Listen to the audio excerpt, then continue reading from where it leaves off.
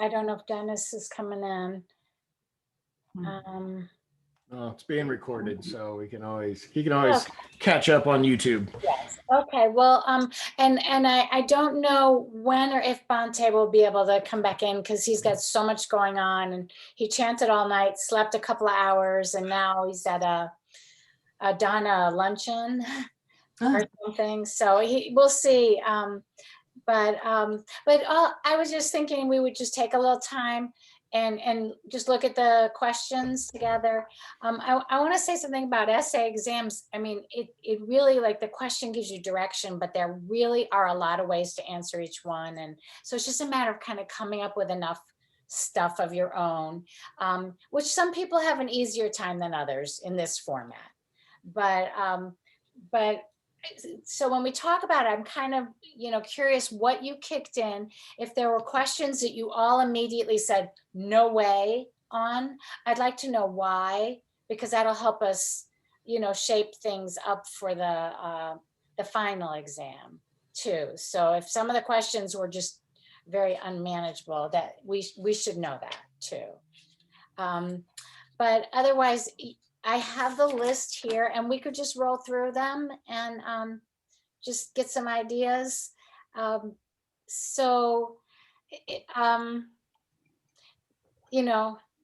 just guess I want to say what's been said so much. You are an amazing group of people and practitioners. And I feel so really blessed and fortunate to have been in on this. And the way you use the material couldn't be more beautiful to me. So I just thank you all so much. And you all have my email. If later on you have thoughts or anything, feel free to be in contact. I would like to know, whatever's happening with any of you. You're all so gracious. So thanks. Okay. Yeah, I appreciate it. Thank you. You're really, really welcome. Everybody has just their own way of being with the Abhidhamma, and so I think you all found your own way into the cellular matrix of it.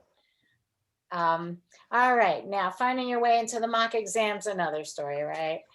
So let's take a look at some things. All right, the first question was that one: how do the categorizations of citas reflect important aspects of Buddhist philosophy and liberation values?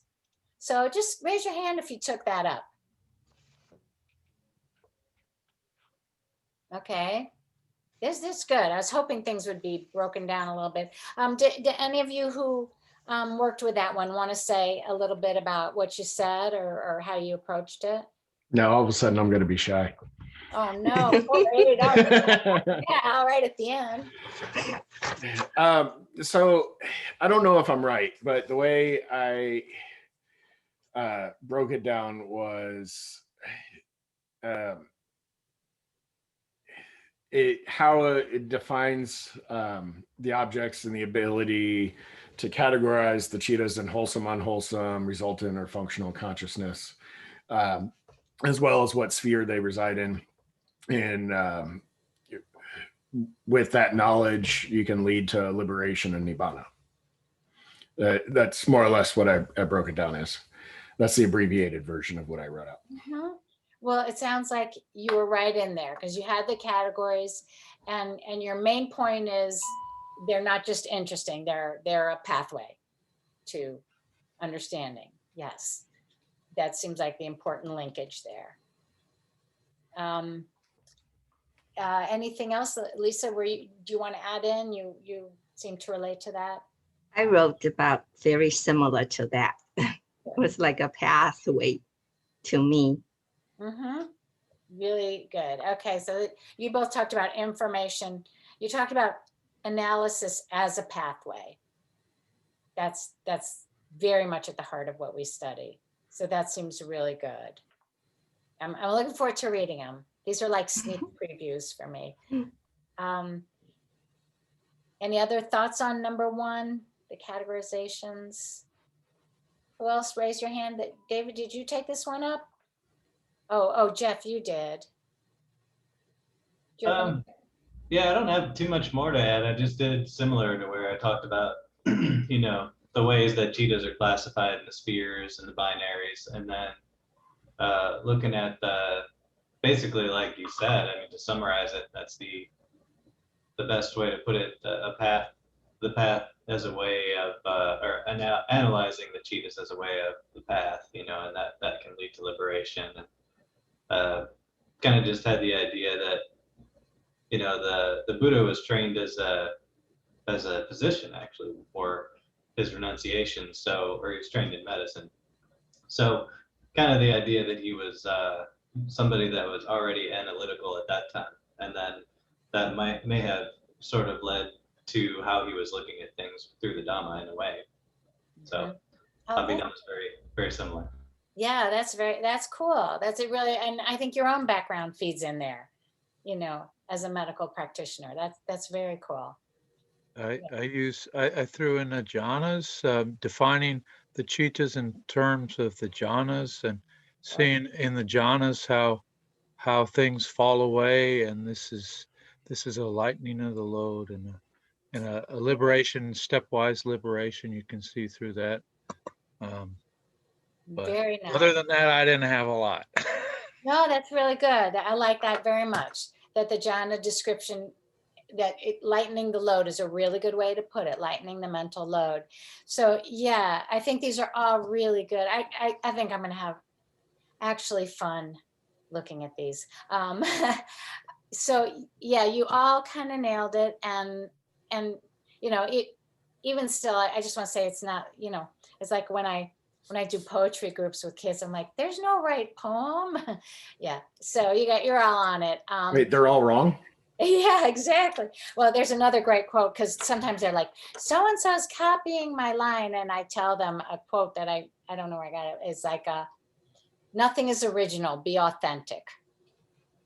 So I don't care if they copy in poetry. But these are very authentic and important. I think, yeah, David, you touched on something else that I would add here, is just that by looking at all these types of cheetahs, it reminds us that there are so many ways to be conscious besides what we're used to, that we're used to a very narrow domain, and there are all these other possibilities. There are all these other realms of existence that we can barely imagine. There are all these other ways to be conscious. And I think it's just kind of cool to think of it that way. So, so I think you brought in a lot.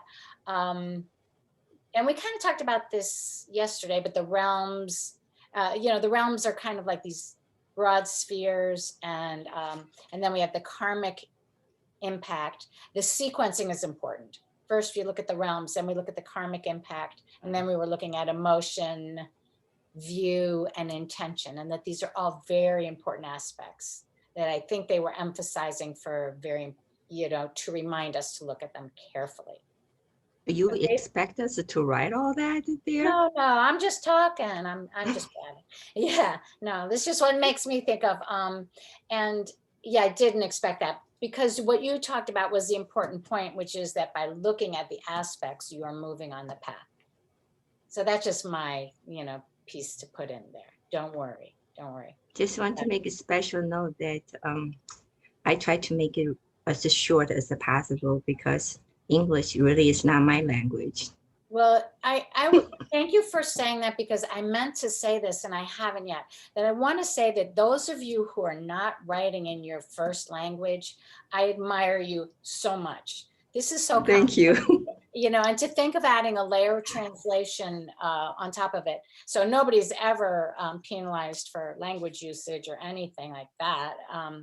Just admired for the fact that you're translating on top of all this interpretation. It's really a lot of work. So I think it's Thank amazing. you. Yeah, no, I really, I meant to say that. I'm glad you brought that up. Oh, sorry, my phone's making noise. Okay, so I had a quote while you were in. I was reading the Lion's Roar discourses. And this is sort of like what you're talking about, sort of very much what you're talking about, Kyle, where they talked about confidence in teachings. This is a quote, a Bhikkhu Bodhi quote, induces the curious inquirer to cross the great divide that separates the admirer of the Dhamma from the practitioner. Isn't that beautiful? Yeah, that's what we're doing here. All of us. So I love that. Okay. Now, the next one, you knew I was going to do it. What colors emanated from the pores of Buddha's body when the Patana was conceptualized? And what is the significance of this event? What are some examples of insights, things in that text? So this just gave you the color thing for fun, but then to open up talking about the Patana and the 24 relations. Did anybody go with this? So that's one I skipped. Like you wanted to know which one we skipped altogether, but this is just me. Like I memorized the colors and then I was like, oh, that's too much. I'm out. So I didn't go beyond the colors, and that's just because I didn't make time in my studies for it. So Yeah. Well, this was a hard one, but I'm glad you got the colors because they're just fun. But Kyle, you took this one up. Do you want to say anything? Thank you. Sorry, I went to unmute myself and then my screensaver kicked on and then I had to type my password in. Yeah, so yeah, I talked about the colors. I used your example that you told us yesterday, like red, white, blue, and the 3 golds. Yeah. So yeah, so I did say indigo, red, white, tawny, gold, and dazzling. And then I wrote that because I at least thought we talked about this yesterday. And I kind of went with things where, you know, when it's fresh in your mind from the day before, I kind of like just going with the flow. So it's like, oh yeah, this is in my head because we talked about this a lot yesterday. So I thought we had mentioned that he had taught the Patana in a celestial realm where his biological mother had been reborn.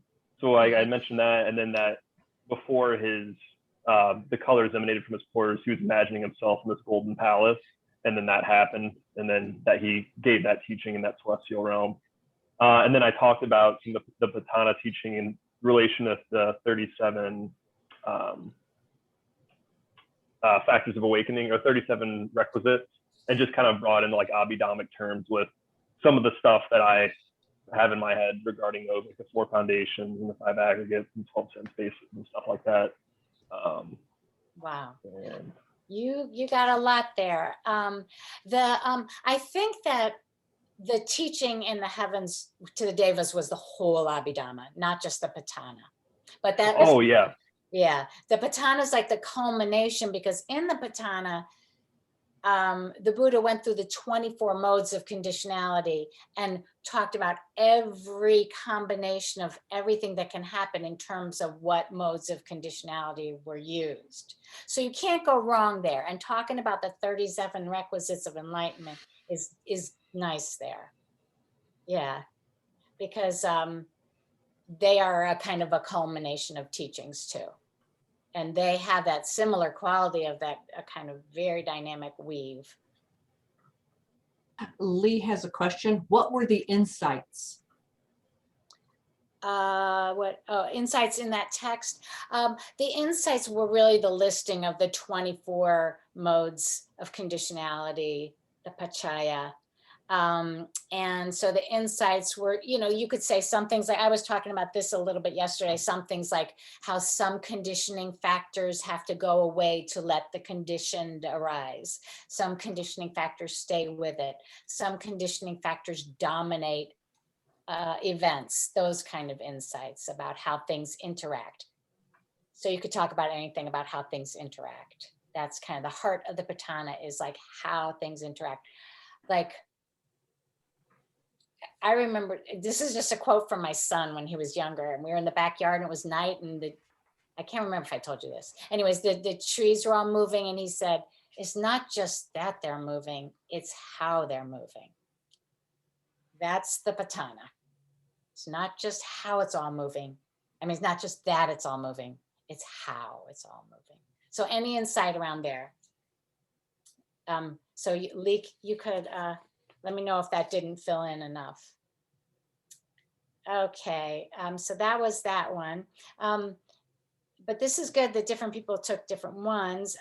Okay, who went for the 17 steps? The next one was describe perception of a great sensory object in the 17 steps laid out in the Abhidhamma, and compare this process to the experience of a mental object. So this was the first one I answered, like before anything else. Went right there. So remember how I said I like to handwrite essays? This one I wrote out yesterday. And then because I just had a feeling it was going to be on here, and then read it twice this morning. So like when I saw that question, I was like, get it out before I forget it. So I wrote 4 pages on this. No, I'm kidding. I didn't write that many. I wrote probably 3/4 of a page on it though. That's great. That's great. So you really, I think, yeah, I mean, you kind of did know the 17 steps, I just think are such an amazing teaching, and has such an illuminating quality. Did anybody else write about this or talk about the mental object part? Because that I didn't talk about so much. Lisa, I thought you'd go there. Yeah, what did you do with it? Basically, whatever that the comprehension manual said, just Yes. follow along. Good. So Good. You studied that really hard. I know you got that. Good. I read on the mental object part, and I almost put it on there, but I didn't because I couldn't. I remember reading it, but I don't remember going over it, and that was the cutoff of like the mental object. I kind of wish I'd said a little bit about that yesterday because it is really interesting. And we didn't go over it so much, but the mental object comes in at the determining point. That is a strictly mental object. Now, a lot of mental objects come in after a sensory object in terms of associations. And so you'll have the sensory input, and that'll run the 17, and then a mental object related will start at determining and then go through the jhavanas. But a purely mental object, something that just arises like a memory out of the blue, will come in at determining. And at that point, they call determining the mind door adverting cheetah. Mm-hmm. And the thing that I was thinking about actually on the hammock today, we're a little too late, but I think that another interesting measure of progress to me is to look at the relationship of mental objects to sensory objects or sensory induced objects. Because I think the smaller that ratio, the better. Like if you're not tripping off a ton on this sensory object into a world, like 1,000 mental objects off of every sensory object, it's kind of like exactly what Thanissaro Bhikkhu was saying. How quickly do you get back to the breath? It's the same point. So that's why I kind of think it's interesting to think about mental objects and sensory objects, because where we start to proliferate and get into this papancha, that proliferation of cognition, is when we just keep cycling on the second half of the 17 steps. So, so that's an important aspect of why I threw that in, but we didn't talk about that so much lately. So basically, if you have a feel for the 17 steps, you can play around with it. Yeah, Sherry. I had one question on that. What did you mean by a great sensory object? Oh, well, sensory objects are categorized as, I think there's 4 levels: great, a little less great, they have a way of putting that, slight, and very obscure. And in the comprehensive manual, it tells you exactly, the 17 steps is a very full experience of a great object. And that isn't great as in the sense of how big is the object or how bright, but how much it impinges on cognition. So, so there are levels of objects, and they cause different sequencing of the 17. Some don't register. There's a your comprehensive manual on 161. There's a chart that shows exactly which of the 17 occur for, it's called the very great, the slight, and the very slight object. Yeah, and it tells you exactly what happens for all these different levels of them. Yeah, there's actually 15 subtypes and 75 sense store processes and etc. But yeah, so the 17 is a very full process. And you know, I was wondering because the way that the questions are put out, maybe I don't know if it's possible that might be helpful for us, that instead of giving us a list of the problems that might be on the exam, you could just tell us which pages of the books that we should read. It's a little hard to do that for some of them, because some of them you can go in a bunch of different directions.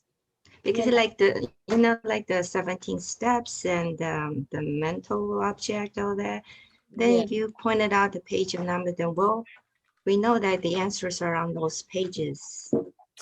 Well, the answer to Sherry's question was on the page, but the answer to the exam question is on a bunch of pages. That's the problem. But I'll tell you, yeah, when I look at these, it's pretty hard. I mean, I do know that 155 is your 17 steps. But maybe Lisa, if you have particular questions where you would like me to track down sources, will you send them to me? Because I I'm think that- fine. I would just thought about that because the Oh, well. mental object and those great object, because those are you know, in the book. right, but I do, you know, like I wrote great sensory object in the 17 steps, but all that information is on that that thing on 155. But then Sherry's question is what's a not great object, and then so that moves us into, so that's kind of like everybody's individual angle will move us into different things. So it is hard to get exactly the page. But if there's Okay. any particular angle that you have that you feel like, hey, I want to know where you got that, tell me and I'll dig it up for you. You know, we've been doing that. Thank Okay. you. Sure, I'm happy to. Because it makes me like have to review too. It's helpful to me. It is. Lee mentions in the notes, all page numbers are in our notes. So I do see that. Oh, okay. Or you could just memorize all pages. Yeah, just memorize the book. That book is so dense. It's incredible. Well, you memorize the CMA and then there's questions from the MOA. So, you know. Right, exactly. Exactly. And then we got to translate it all into Pali. So we have our work cut out. Okay. Anything else on that one? Just kidding. Right. Okay, so the next one, describe 4 of the 31 realms of existence in terms of lengths and qualities of lifetimes of its beings. Also discuss these realms of existence as descriptors of human experience. Now, you weren't expected to have like 40,000 goes with the minor less, 40,000 eons goes with the minor luster. I'm just making that up. But did anybody take this question? It was not an easy one. Ah, look at you two. All right. So Kyle or Jeff, what did you throw in there? I must be to your upper right. Oh, yes, you are. Sorry. It's funny. This is probably, I think, my weakest answer of the 4 that I did. And part of that was just because, just because I had difficulty remembering some of the names of the realms and the, like you were saying, the number of years and that kind of thing. But at least I was able to touch on, I did, you know, like animal realm, hungry ghost, hell realm. And then I think it was, what's the other one? Oh, I did human realm for one. I feel like that's cheating, but I did it. No, it's your freebie. You should get the human. So, but I kind of compared them all with regard to how, you know, in the human realm we have the Dhamma, and in the animal realm they don't have the level of cognition, so it's not as good. Also comparing the amount of suffering between those realms, because it's not, I went more down toward the more suffering area instead of up towards devas. But kind of looking at why it's ideal to be born, and that's what I said about the human realm. It's ideal to be born in the human realm because there is suffering here, but it's in a tolerable amount if you're in the right place. Hungry Ghost kind of described what that meant, and then looked at it with regard to the suffering. Then Hell Realm, obviously, in the same way. but also just a little bit of discussion about karma being a determining factor for the different realms. And then lifespans, I actually couldn't remember ever really going over, we may have, but the hungry ghost and hell realms, I don't remember if we ever talked about how long people can stay there, but I just kind of, I guess that maybe karma keeps people there. Yeah. No, actually, I have that question too. I'm not sure of the answer to that. But if that was your weakest answer, I think you're in really good shape. That's good. You put a lot in there. And I like that you talked about the suffering and what obstructs path or Dhamma studies. So that sounds really good. How about you, Kyle? What did you put in there? Yeah, I love all of the sort of contemplation and intellectualization of thinking about like the lengths of time, because I love quantum physics and astrophysics, and I love contemplating like time travel and stuff. So like whenever I hear about these things, it just kind of, my brain just goes toward it, you know? So yeah, similar to Jeff, I kind of started out and gave like a brief description of some of the realms, and then how, you know, we've been cycling through them since beginningless time, like through all of the realms collectively based off our karma, and then, you know, sometimes making it to higher states, exhausting it, coming back down and kind of circumventing. And then, yeah, brought about an example of how those realms are sort of like those dimensions themselves exist, but then they can also be lived out through us in ways where, like in this realm, you know, some of these megalithic rich 1% individuals basically live in a heaven realm. They have every, you know, requirement met. They have all the money they could ever need, and they get everything taken care of. And on the flip side of that, you have people who are starving and are killed and their families are taken from them. And, you know, that is a hell realm. So I was kind of explaining how, you know, I didn't bring up, since it was technically about the Pali Canon, I wasn't bringing in like Vajrayana Buddhist concepts, but it makes me think of how, like we talked that one day about there being like the different chakra centers in the body that are representations of those realms. And then a couple, and then I was talking about the 5 jhana realms and how one could be reborn in them if at the time of death you're able to stay, if you've been able to achieve a jhana and you can sit in that. And then I actually referenced in the Bhavanga Chitta, then you would have the capability of being reborn there.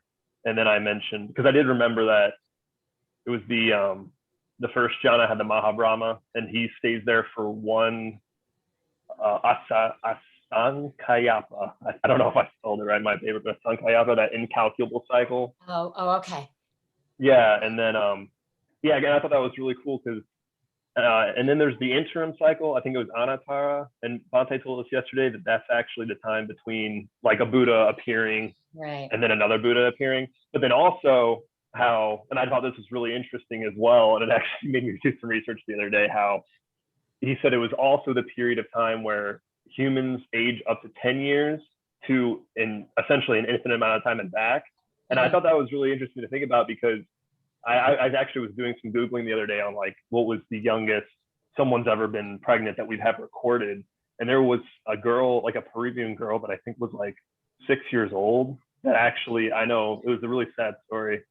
And so I was like, that's really interesting.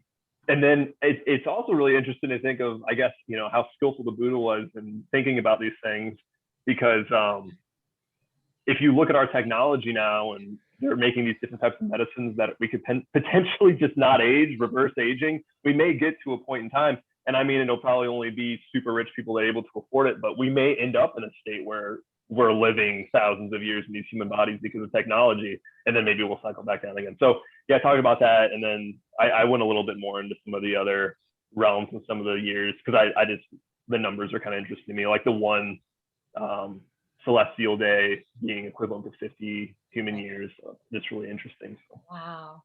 You were into that one. That's great. You sound like you got a lot. David, did you have a thought? No? Okay.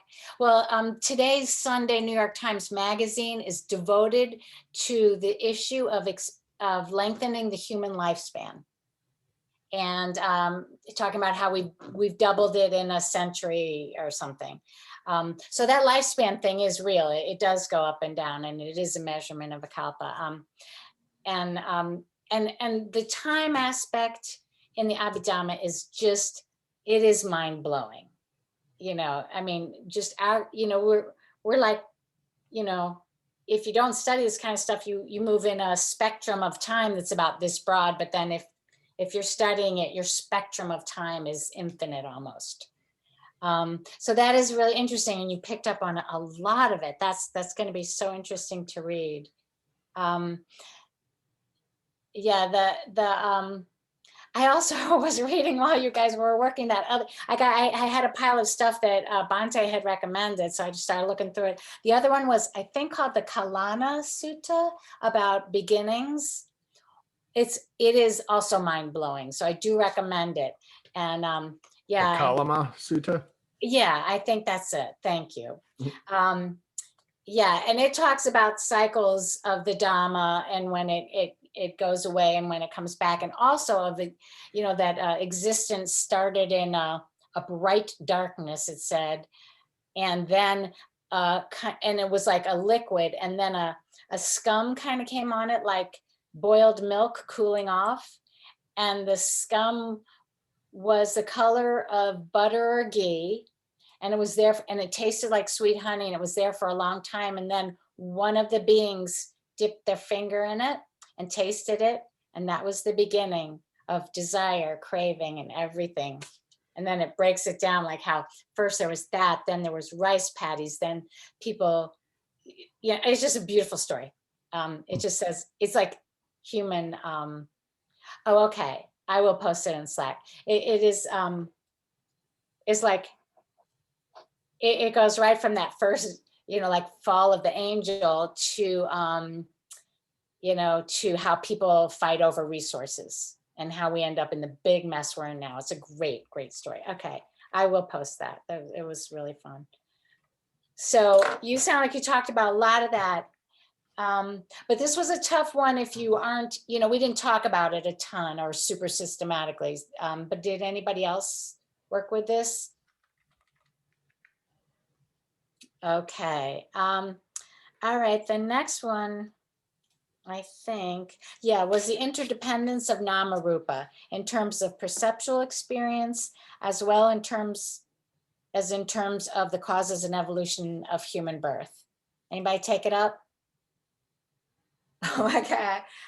Okay, these same two scientists here. Yeah, that's a very tough one. Okay, again, which of you would like to speak first to that? Thanks, Jeff. Hey, you're actually on that was the right direction on my screen. Oh. I'll try to be a little as brief as I can. I wrote like about a page on this one. I kind of started off talking about just Nama Rupa in general and its relation to Rupa Vichara, Kama Vichara, Chitas, in accordance with some other mental factors and Chaitasikas. Let's see.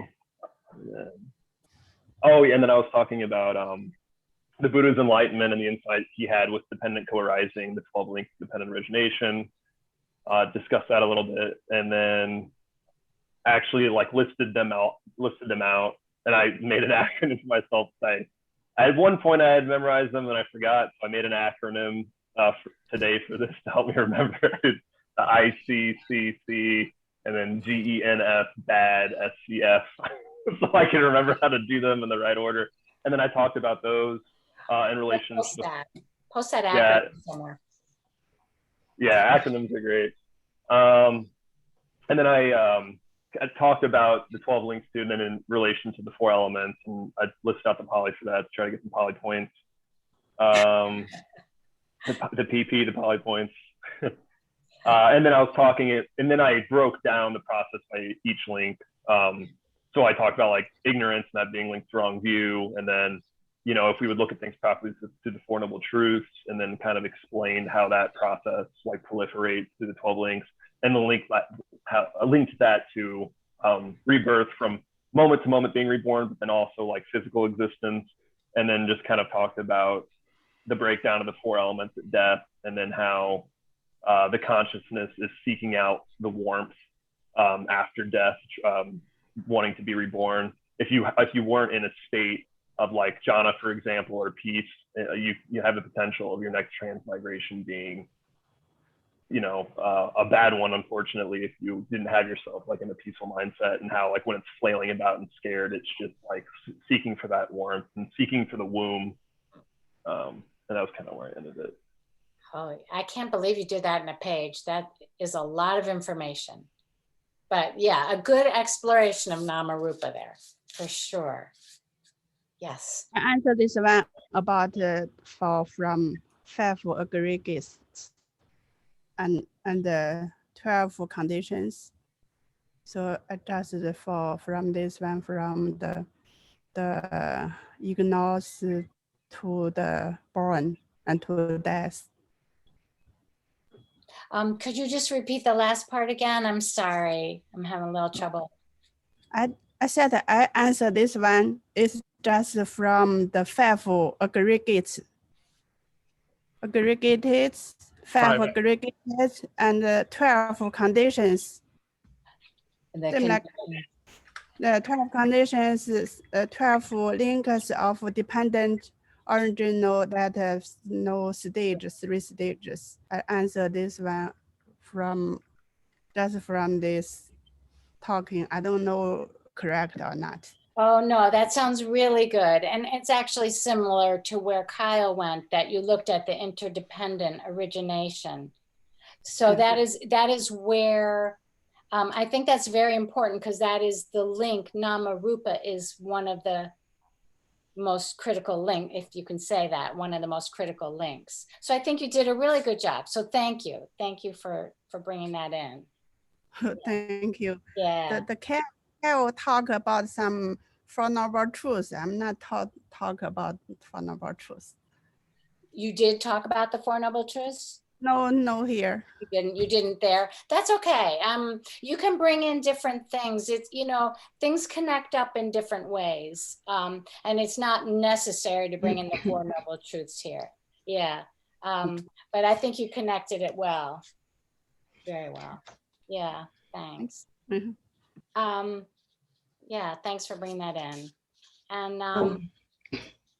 And Jeff, you had anything to add on this of Namarupa? Mine sounded fairly similar to Kyle's, in that I started to talk about dependent origination and listed the links. And venerable. Also, yeah, and also kind of bringing in, I tied it in at first to a little bit of the Dhammapada idea, like, everybody knows the part about how all things are mind wrought, but also doesn't mean they're purely in the mind. So brought in the 18 dhatus and listed those out in Nice. like a list.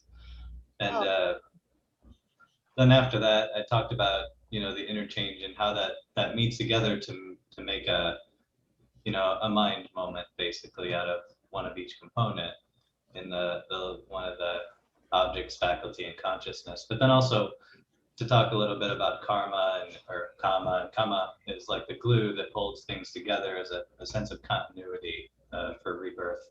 And then I listed out the types of kama, and I had to stop because I was like, I'm not going to define all the types. Like, I'll just, there was a point where it was like, this is just too much, because it's a big answer, it's a big question. Yes, it is. It's a very big question, but I like what you all hit on it. I'm happy with you bringing in the dhatus, because I was kind of thinking about that. And Namarupa is such an important phrase, because we are so split up in our Western ways. It's really hard to ever get back to the fact of materiality, mentality being a thing, not two things smushed together. And one thing I like about the Abhidhamma is it describes a lot of processes that apply. Like I said the other day, lahuta, that's lightness. There's lightness of the mental body. There's lightness of the physical body. There are a lot of processes that it's about the processes and not dividing them into mental and physical. So yeah, I like that you all got into dependent origination, and that you got into that idea of the meeting within a field. we can't pull anything out of it and just say there's this. It's a meeting and it's within a field. Buddhism never leaves you without looking at the context. We don't like pull things out, and that's so important. So the field is always there. And in the Dhatus, the field is named. I like that. Yeah, it is a huge question. Yeah, so perceptual experience. Yeah, I was thinking you might get to the sense spaces there. And we were thinking, yeah, and the evolution of human birth. There's that thing we talked about, how within the wheel of dependent origination, there's the quote, hidden vortex between consciousness and Namarupa. And that's sort of how a human, remember the quote from the Mahanidana Sutta, this is the pathway of designation, the pathway of language, the sphere of wisdom. This all happens because consciousness and Namarupa mutually interact continuously. So that's all, we're getting out there. But everything has many hidden vortexes. Okay, that was a big, big question. Before we go on, could I get more clarification on this question? Sure.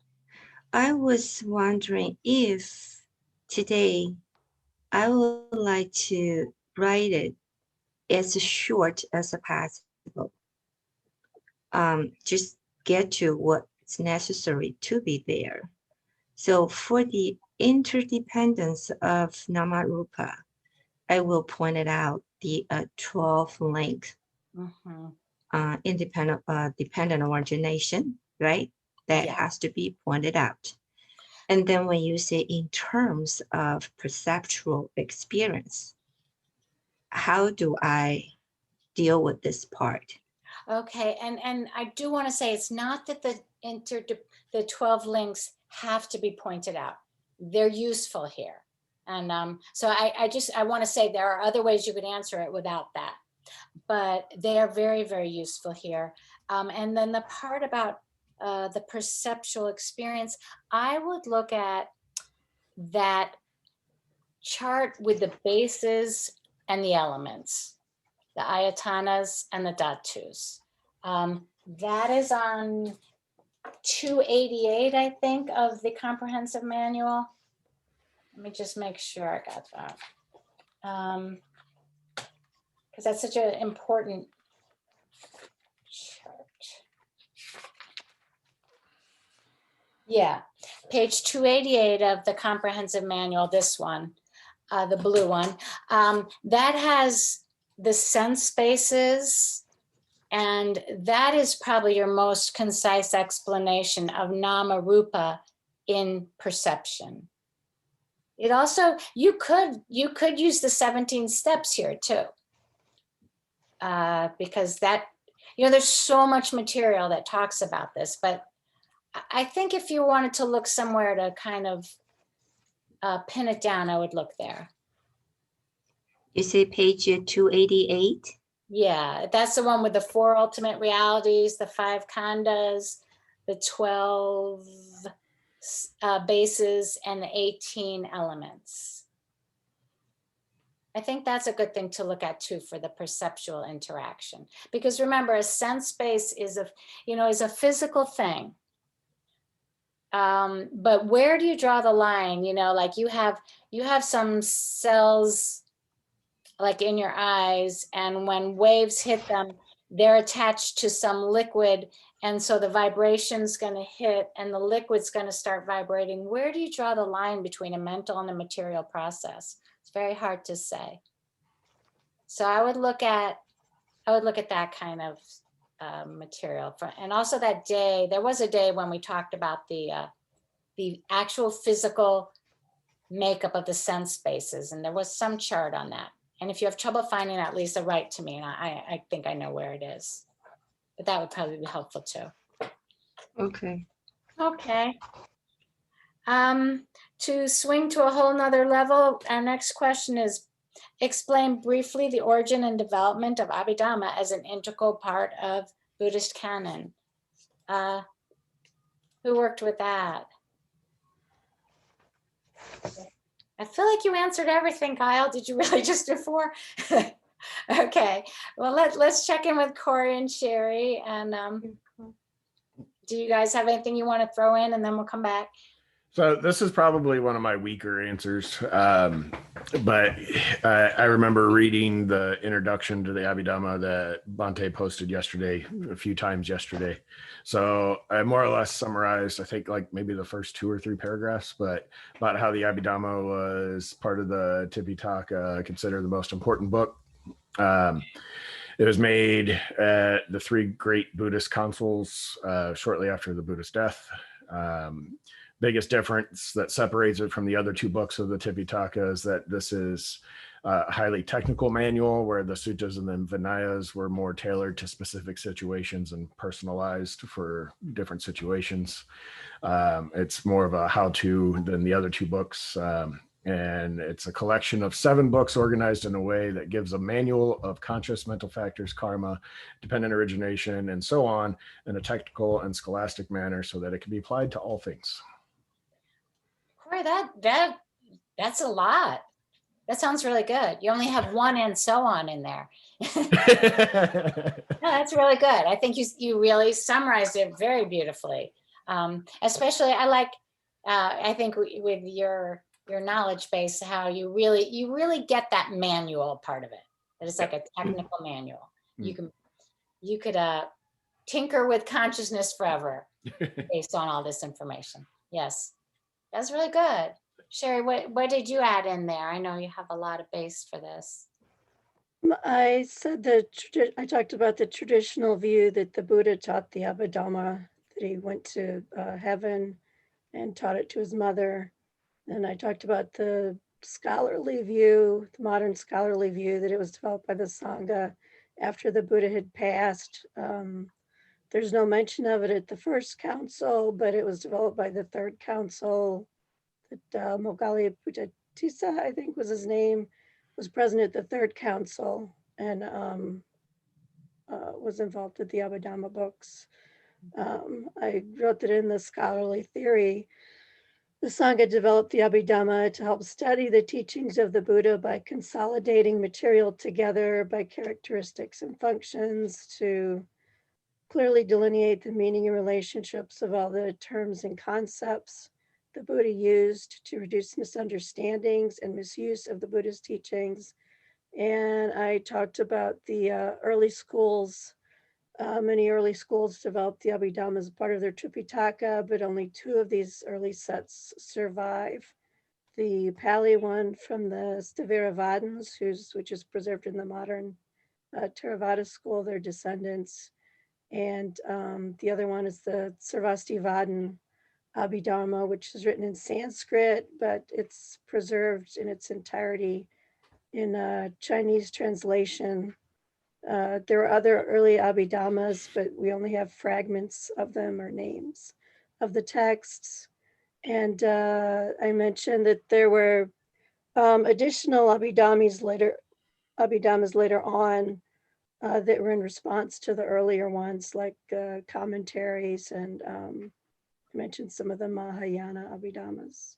And then I talked about the 7 books.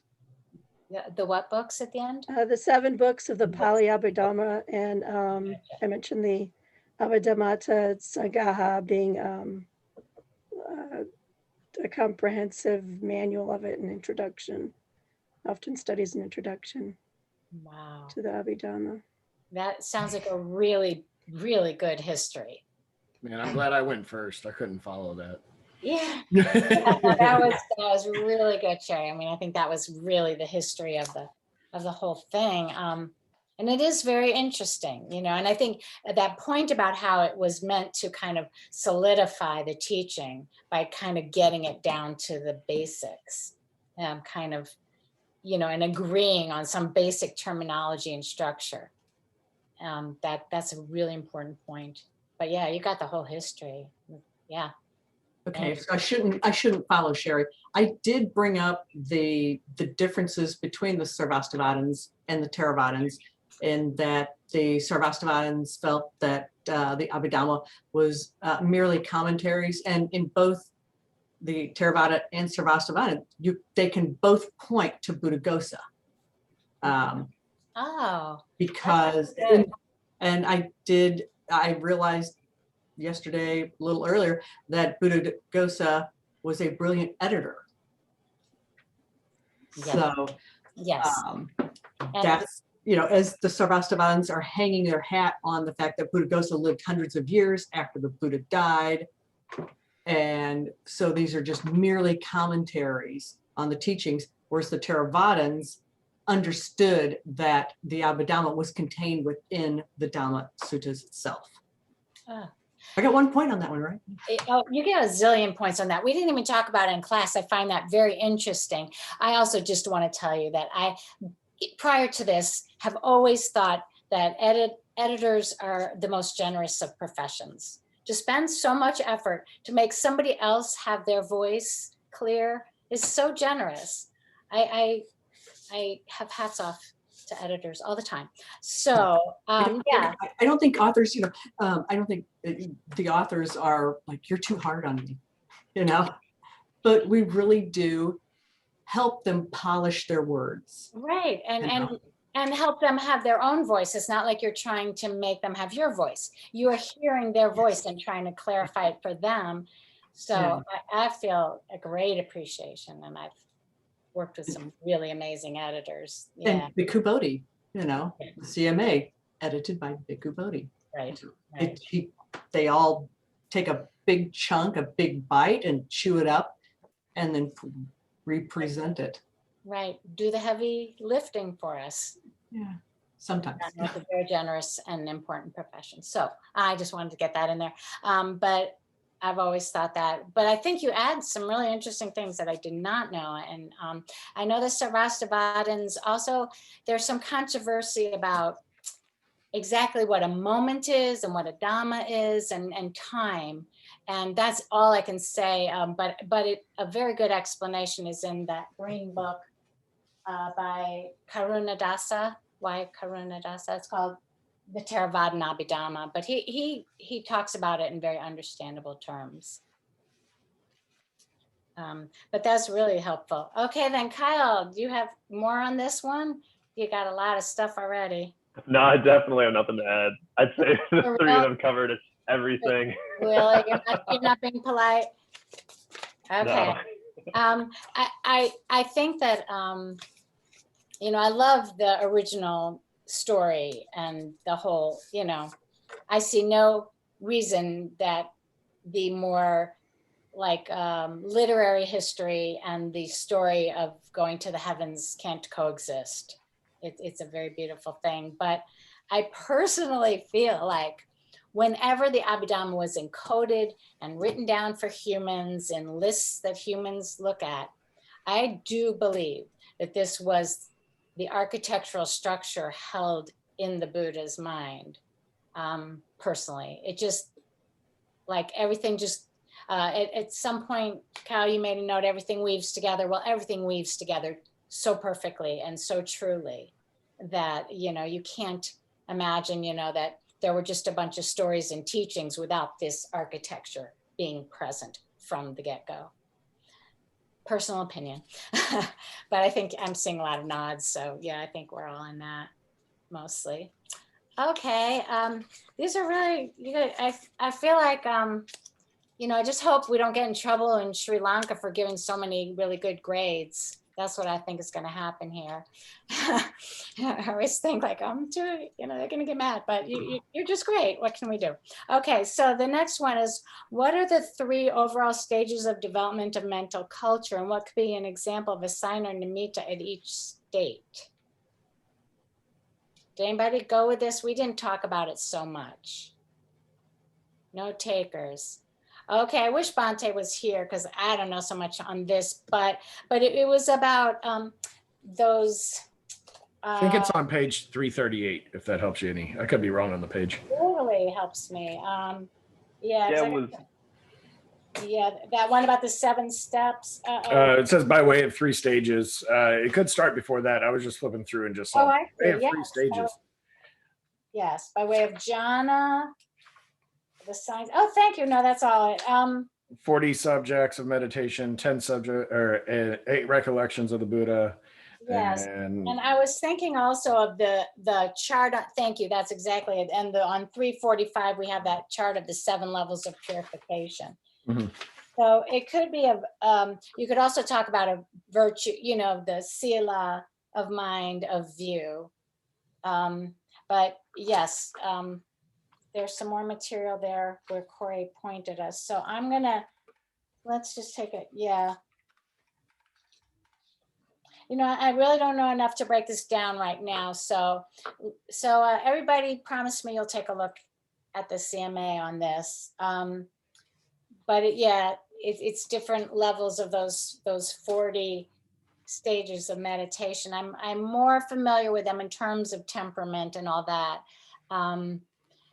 But I think this question just invites you also to talk about path. But tell you the truth, I think we could have phrased it a little bit more accessibly to you. Maybe we will ask something more generally path-oriented next time around. Yeah, this was one of those questions that I hard passed on as well, just because at the time I didn't understand the wording of the question. Yes. And I was trying to think mentally, like I don't remember mental culture. Yeah. So to speak. The phrase, right. Yeah. Thank you. I think this question we're gonna go oops on the teachers, and we'll work on something a little more accessible, because path, and all the delineations of path is a very important study. And the Visuddhimagga is just insanely dense about steps of path and what you need to know. And it seems kind of excruciatingly literal to me. You have to learn this, and you have to take this, every step of it, through the 3 characteristics, through the 5 khandhas, through the, so many things. It's another big interweave, but it's actually very useful to look at, because it does sort of give you the direct weave of understanding. Lee, yes, the casinos are in this question because they are the first 10 meditation objects. Yeah, so they I think an answer to this would be likely to include that. Okay, we'll work on that a little bit for next time around, maybe. And then the last one was similar to homework, but just from this point in the class, pick an Abhidhamma concepts impacted your own life or mental culture, and explain it, meaning your path development of consciousness there. Explain it well in technical Abhidhamma terms, and then in your own experiential terms. So it's similar to something that was an assignment, but to give you a chance to have a little more creative fun on the mock exam. Did most of you work with this? Yeah, I did. Good. Do you want to say anything about it? Well, I corrected the one thing that I had wrong about how I put cheetah and chetasikas were like rows individually. So I corrected that in my homework. I did, but on the mock, I corrected that. Now I was going to be a little bit hard pressed to find all the Pali words that I used because I don't have the book in front of me. But I tried. I remembered a lot of them. But I put like the most influential concept were the cheetahs, chetasikas, and the 17 steps of perception, and how I applied those. In the 3 binaries. Kind of, since we went over it yesterday, I'm kind of noticing that I'm asking myself, like, am I doing this with feeling or not? What about my view? Who prompted, or did I just do this? So it went in about how, like, my consciousness, whether or not it's wholesome or unwholesome, where the roots are, and kind of threw in some trigger words for bonus points, like loba, moa, dosa, and all that. You deserve those bonus points. Yeah, those are good. Yeah. So, and then, yeah, that was essentially, it was more or less abbreviated version of, and slightly less specific to one situation than I used on the homework, because I've been doing it more often since we did the homework. And went over about how I've noticed that there was a lot of torpor and writing emotional waves as opposed to putting any energy or zest into my daily existence. And how that's keeping greed and hate rooted life at bay. And more or less ego and compassion only towards myself and not beyond that. And discovering that being a benefit to others is a better way to be a benefit to myself. And there's no way to slow down the thought moments, but applying mental energy into what perception really is and seeing what things are firing when and where the roots are has been more beneficial than anything else. Wow, that sounds really, really impressive to me. I think it sounds like a finale at a fireworks show. I agree, Lisa, exactly. That's a good image. It's you know, I am hard pressed to explain like the linkage between the study and the improvement, but I think you just did. And it is, you know, for people who, you know, don't like Abhidhamma, or they, you know, kind of critical, and they're saying, why does that help? It's hard to explain sometimes, but that is really it. And it's not like you slow it down, but all this questioning and examining you've done, and how I think, I mean, I hear like an ability to look at things without doing a lot of approach avoid, just what is it?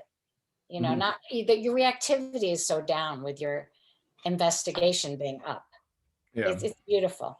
So I don't want to, I know other people need a chance to respond as well, but I think conditions are favorable now, though. You know, there's a lot with COVID and everything else that's happened in the world. It was really easy for people to just get depressed and, you know, be hermits and be negatively impacted by all this. So conditions were favorable and a change was due. And so like to see all of this, all the teachings of the Buddha, and see it in more of a technical aspect has been the most beneficial way for me personally to learn. I mean, some people learn better by examples and things like that, but you know, like I said, I think the conditions were just favorable to where this was of the most benefit and most influential. Yeah. Well, it's funny that you say there were all these problems and conditions were favorable, but that's the human realm. Conditions are favorable because we have all this, like all this very blatant stuff to work with. Yeah. And you're right. Everybody does, you know, everybody responds to these different presentations of the Buddha's teachings, but this is so basic. And yeah, and I think that, you know, we all have a scientific aspect of our minds, and some are more developed than others. And some are more natural than others, but we all have a scientific aspect that likes to just really investigate. An investigation of states is, I forget, maybe the third of the 7 factors of enlightenment, maybe the second. Yeah, so thanks. Yeah. Who else brought in something for this that they'd like to mention? Not Kyle, he's already done for. Well, I wasn't keeping track, but it seemed like you were doing a lot of them. Yeah, I did the like 4 in a row. Oh, you did. You must have, you know, just like gobbled up the beginning, and then you're like, oh no, questions left. Yeah. Yeah, actually, it was really funny because I sat for a while looking at them all, and I was thinking like, you know, okay, this one for sure. And I like, first I put like yes next to it. And I was like, all right, what about the next one? And then it ended up just being like 4 in a row, even though I think I did them out of order. That's funny. Yeah. Yeah, no, I was watching everybody when you first got the questions. I was like, oh, I hope that there's something there that you can all sink your teeth into. Yeah, but there clearly was stuff there. Yeah, were there more personal things that, or just ways that it worked for you that you want to bring in here? I do just want to say real quick, I really appreciate how you guys collaborated and worded all the questions, because I just personally feel like from a lot of our exams we've had, there just felt like there was more room to kind of like pull in from multiple storehouses of knowledge, and not just like, here's a black and white question. So Right. I really appreciate, I'm sure you guys, really put in some time into that. So I really appreciate it. Oh, good. Well, I mean, the whole course was meant to be that way, so that you would not be just giving information back to us, but that you would be using information and talking about how you did that. And Corey, you do such a good job of that. I really appreciate it. And I think every one of you at different points has really brought that in. I really think like, I was just thinking like psychology and Buddhism. I mean, the bigger picture of Buddhism and the Buddhist path is much broader than psychology. But I think psychology kind of covers where we interface with it. Our personal psychology is our karma being enacted. And I think that what you've all done a really good job with is kind of bringing psychological reality into Abhidhamma concept. That's what we wanted to do. And that's why ready to be washed. What, honey? The dishes in the bowl are ready to be washed, right? Oh, there she goes. Okay. It's hard when you have younger people in the household. Yeah, so that's why the combination of teachers and everything, just really to let the understanding psychologically and the experience kind of open up into the concepts and vice versa. Yeah, so I feel like that's worked really well, and it's such a joy, such a joy. Is there anything else that you have questions about, or anything else kicked up by the exam or by the whole course that you want to mention? What was that middle part? The middle part between. I think she's being obtuse for intentionally. Thank you. The middle part is where Simon is, right? Between the beginning and the end? Yeah. Yeah. Right. Gotcha. Sorry, Francesca, that went right by me. Sorry. My full head there. Yeah. Yeah. I guess the appreciation that I've gotten from this class is that until this class, I assumed that the Abhidhamma were merely commentaries on the suttas, like the Sarvastivadins. Mm-hmm. So, and I come out of a Theravadan background, so it's very difficult to push into some of the Mahayana stuff. Mm-hmm. But now I'm far more confident with the Abhidhamma being the word of Buddha. And technically Sariputta was the author, but who brought that out. So I do have appreciation for that. For a long time I have, and I'm sure you got to a point where it just clicked for you and you went, I love the Abhidhamma. And right now I don't love the Abhidhamma, and that's okay. Mm-hmm. I appreciate it for what it is. And like I said, 10 years ago, after 55 pages, I knew that's not where I wanted to be or needed to be at the time. Right. So I had no appreciation for the Abhidhamma before, and now I do. Mm-hmm. So it's rich and there's so much of it. It is. It's funny. I mean, I kind of loved it from the start, and I don't know why. I mean, it's just, I don't know. It just, You were right. What? You were ripe. You're just ripe for it, I was ripe. I was. I mean, I know I told you the story that, I just said, my teacher said, you want to study this? And I'm like, sure, I'll take that. But I had this love for it from the beginning, but there were different, and they continued, different levels of clicking into it, making sense and feeling like something I'm using in every moment. There are different levels of that. And until that happens quite a bit, I think it is hard to love it. It's so abstract. But that's kind of the beauty of it too. I consider it like a very artistic thing, the Abhidhamma, even though it's so scientific.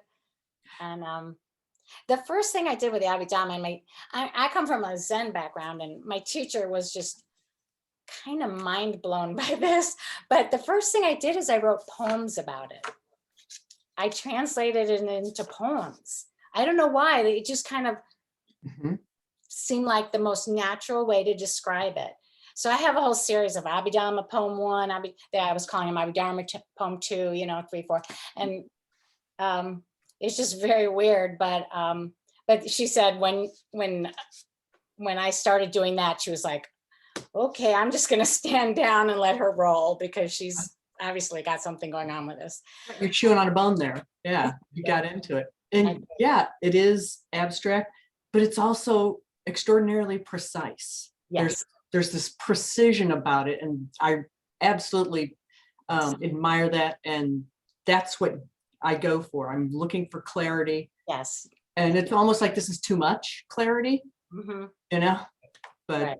There is great precision. And I think whenever you study, any list, I said this yesterday, but, ask yourself a lot of questions about why exactly those items, why in that order, because it's so precise. There's a great little article where Pema Chodron talks about it's about having compassion for yourself, actually. And she says, the way to look at yourself is to be generous, precise, and open. To me, that is the best list. Interesting. Yes. And I love that you put precise in there, because a lot of people talk about be generous with yourself, be open, be, radical acceptance and all that, but it's got to be precise. If you're looking in some sloppy way, you are not going to move it. It is that investigation. It is that quality of detail that really moves it. Yeah. Otherwise, you're just kind of like, what's that? Like water skiing over your life. Yeah. And you're diving in. So you've read Radical Acceptance. I'm going to tell you the truth, not the whole thing. Okay. That was a bone for me. I shoot on that. That was great. I mean, if for anyone who doesn't know the book Radical Acceptance, if you have a problem with the words radical and acceptance, this book is for you. Yeah. Absolutely. And putting them together is everything. Yeah, those sound like incongruent words, but oh wow. No, that not just at all. meshes. Yeah.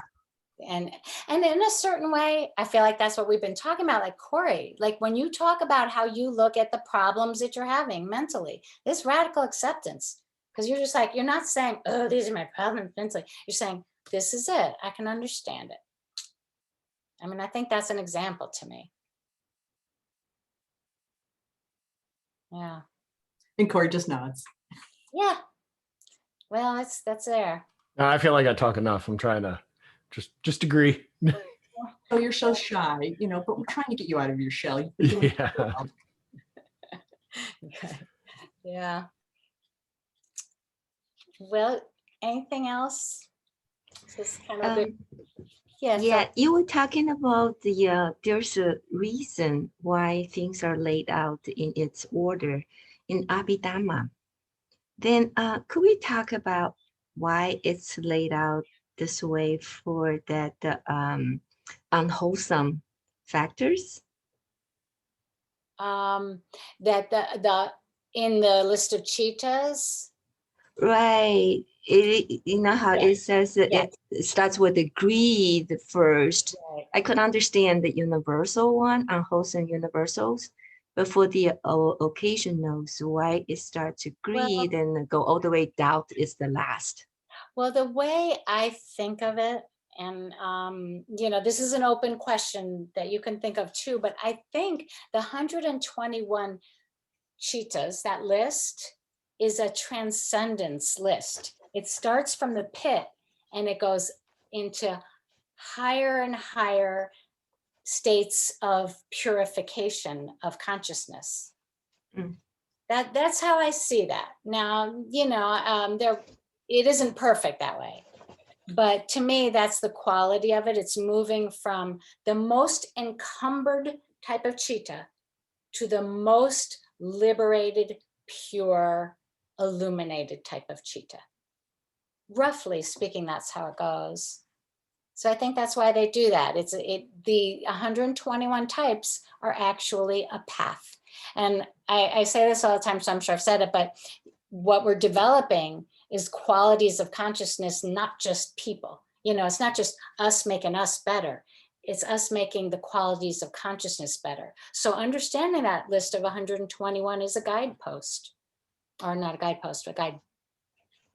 I don't know. Somebody help me. I'm losing analogies, but yeah, it's a map or a trail map. Yeah. So talking about this unwholesome occasionals, then you would say greed is more common. Why the greed is the first listed and then doubt is the last one? That I'm really not sure. Do you have any thoughts on that yourself? Why greed would be there? Maybe it's more in common that almost everyone has that. You know something, Lisa? I think you're right. I think greed is more in common, and greed maybe because greed relates to clinging and grasping. It is a more basic cause of samsara. So maybe you have a point there. Greed normally consists of some sort of external stimulus too, whether it's procuring power, wealth, things like that, which are a sense stimulus. So, which in itself can be an intoxicant. Intoxicants don't have to just be, booze or drugs. Intoxicants could also be material things, the gain of material things, or the gain of wealth, or the gain of power. All those things stimulate things in the mind. So it's more common for people to be greedy than delusional. I would say at one point, and I still probably am, that I have delusions, but that's more from torpor and things like that, where me going out and buying a whole new audio setup when I got my stimulus check was a momentary stimulus. Now it's like, hey, I got all these new things, and you get that endorphin spike, and then it's like, okay, well, that's gone now, and then it leads to more things, or same thing where it goes into power. Somebody gets into a position of power and flexes their power, they get that endorphin spike. Right, that's right. I never really thought about that. They call them stimulus checks. Yeah, boy, that worked. We're all like, stimulator. Yeah, for real, that's how it works. That's how the whole capitalism works, but that's another topic. Yeah. And why is the doubt at the end though? Meaning it's less people? Well, I think because you have to remember that greed and hatred always have delusion with them, because they're based on some kind of a premise of a self, which is, so there's ignorance in them. So it's almost like delusion or doubt there is a simpler state. So there's 3 roots in greed and hatred, and there's 2. No, there's 2 in greed and hatred. I'm losing this, but the delusion can't exist by itself.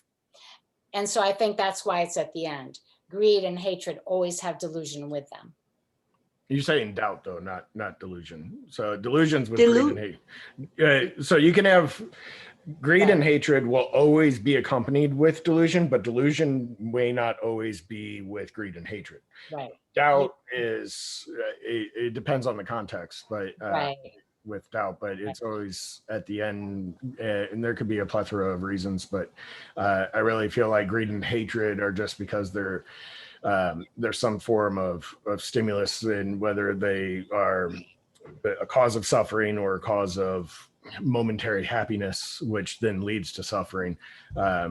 It's accessible as well. Those things are a lot of times free, when anger is free to an extent. So it's very costly also. Yeah. Yeah. And I was thinking of the cheetahs, the first 12 cheetahs, the unwholesome, Yeah. You do like that. Yeah. But it's complicated. Doubt, there's doubt and restlessness with them. Yeah, also you overcome doubt by confidence in the teachings, and you can't have any confidence in the teachings if that's what you're starting out with also. So you have to have done some work with the teachings and see that it does work for you in order to have some confidence and to overcome the doubt. I mean, if you just start off with doubt and you're doubting, how are you overcoming doubt? Because you have nothing to base it on. You know, your skepticism is all that you have. So Yes, thank you. it would be impossible to start off with that, along with it being more subtle, as you were saying. Yes. Well, thank you. That helps. Yeah. Yeah. Anything else, anyone? Well, Hey, oh, sorry. I did have a question. okay, A question. throw it in. Actually, well, I noticed whenever you asked who had answered the question, I didn't see everyone who raised their hand, but I was curious to hear other people's answers just because it's kind of a big question. But Sherry, I noticed you raised your hand, and I'm just curious from your experience with the Abhidhamma in the past. I'd love to hear some of your thoughts on the last question.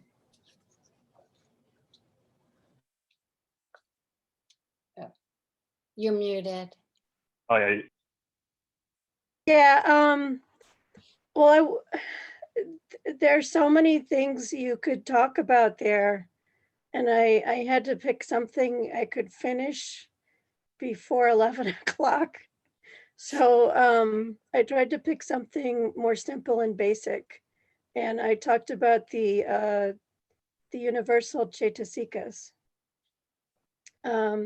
Since they're in every chitta that you have, working with those is a way to really have an impact on your practice and to practice all the time, so that you're not just, once a month you think, oh, I had some doubt today, I'll work on that.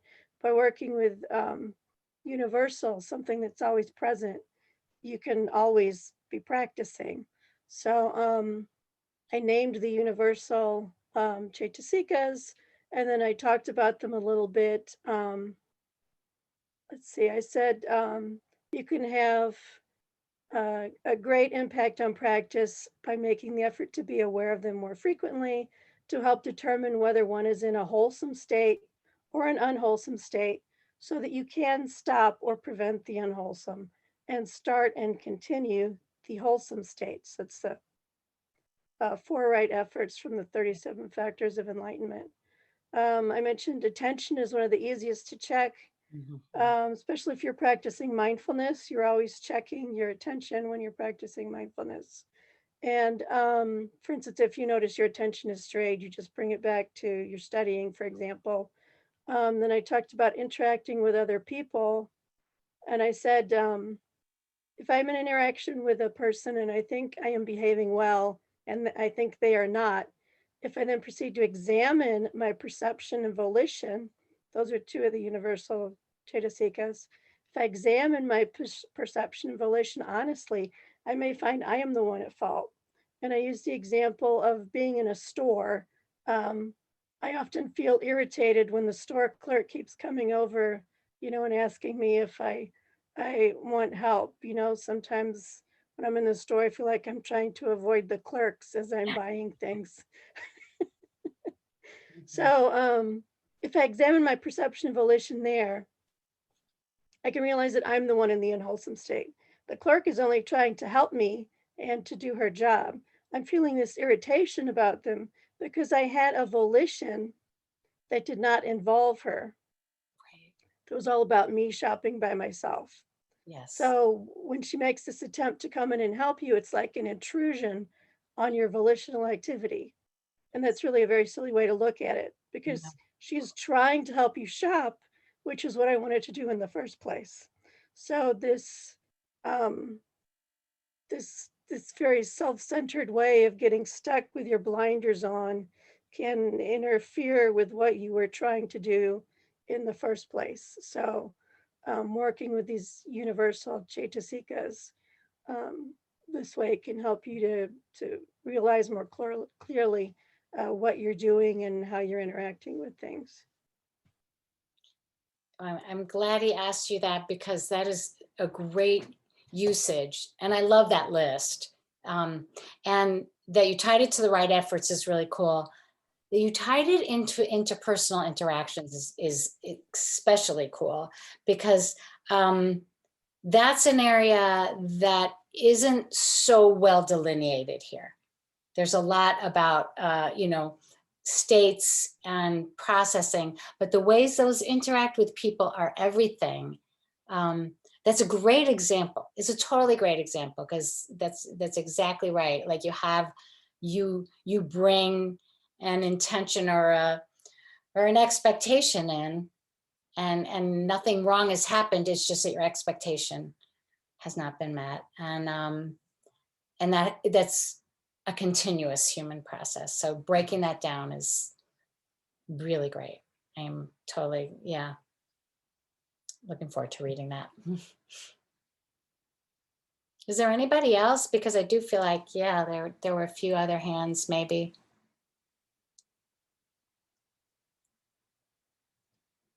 Yeah. Exactly. Yeah, that's what my teacher in Evanston says all the time. Yeah, expectations are suffering. Yeah, expectations lead to disappointment. I've heard that one. Yeah. Yeah. They actually like are suffering, because it's just like the way you've constructed something that isn't. Yeah. And then Yeah, the will hit you. Sherry, I really liked how you said that about the volitional formations, that like you had this intention, someone intruded on it. I never thought of it that way. You know, that like I created this, this volitional formation, I have intentions for it, and then you get upset with someone, and it's like, because it's essentially disrupting your, I never thought of it like that. That's really good. Yeah. Thanks for sharing that. Yeah, I like that too. I mean, I think about it even just like with traffic, like what's so irritating is just simply that they're not doing what you want them to do, basically. And it's just,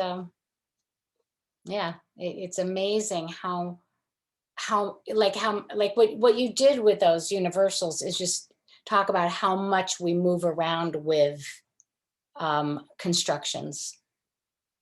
And if you break that down continuously, like you did in that example, how much freer things are.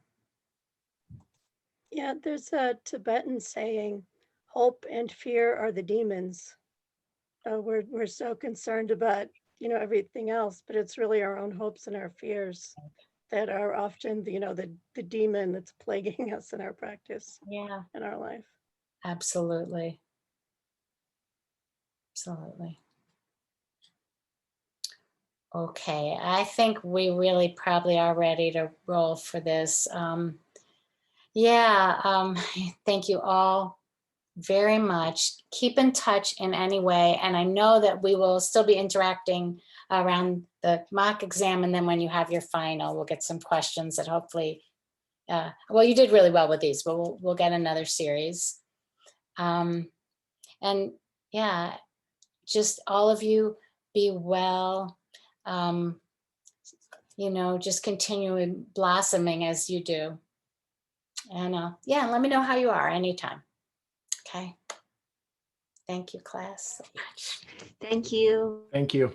You're really welcome so much. Thank you.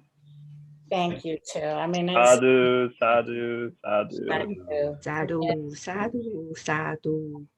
Yes, definitely. Yeah. Okay, everyone, take care. Thank you. Thank